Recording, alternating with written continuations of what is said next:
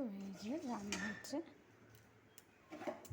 পেঁয়াজ রসুন আর আদা একসাথে বাটা। তার আগে একটু জিরে ফোড়ন, শুকনো লঙ্কা আর তেজপাতা দিয়ে দিয়েছি। পটল নুন হলুদ একটু ভাজা ছিল, আলুটা সেদ্ধ আর ডিমটা একটু ভাজা আছে।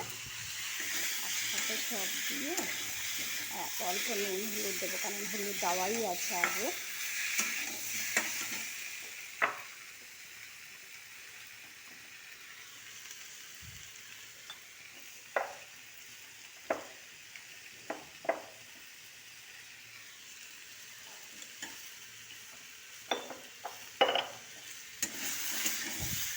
একটু কষিয়ে জল দিয়ে দেবো।